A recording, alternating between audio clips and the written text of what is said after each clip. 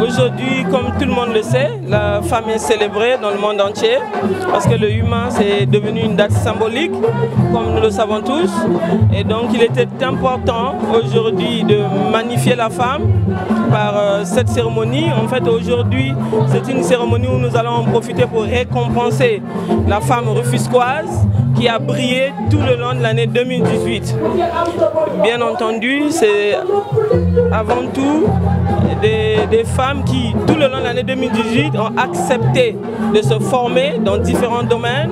Et après ces formations, elles ont entrepris dans différents domaines également, notamment dans l'agroalimentaire, dans pas mal de domaines. Je crois que vous avez eu l'occasion de visiter un peu les stands.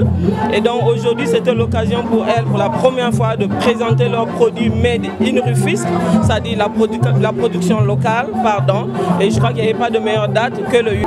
Et je crois que c'est des femmes qu'il faut encourager au quotidien, parce qu'à la base, c'est des femmes non scolarisées qui arrivent à 40 ans, 50 ans, n'ont pas d'activité.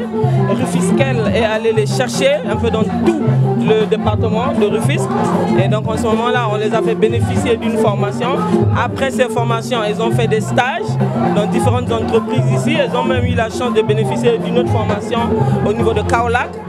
Et donc en ce moment-là, il était donc temps, je crois, aujourd'hui de les récompenser. D'où l'intérêt de cette manifestation. Il était important d'encourager les gens et surtout de promouvoir la culture locale et comme vous dites, le consommer local. Et c'est pour ça que nous avons justement choisi comme thématique le Made in Rufisque. Ça dit qu'aujourd'hui, nous avons mangé tout ce qui a été produit par nos femmes, que ce soit les légumes qui sont servis au dîner, tout, que ce soit de la volaille, tout a été produit par les femmes. Et elles ont déjà eu la chance d'être financées, mais ce financement est conditionné par une formation. Nous ne finançons pas comme ça à l'aveuglette. Hein. Non, non, non. Vous acceptez d'abord de vous former. Maintenant, après, ça dépend du secteur choisi. Il y a des formations de 3 jours, il y a des formations sur 6 mois aussi. Donc, après ces formations, elles viennent faire un stage et nous validons ce stage-là. Et après ce stage, on les permet de se produire.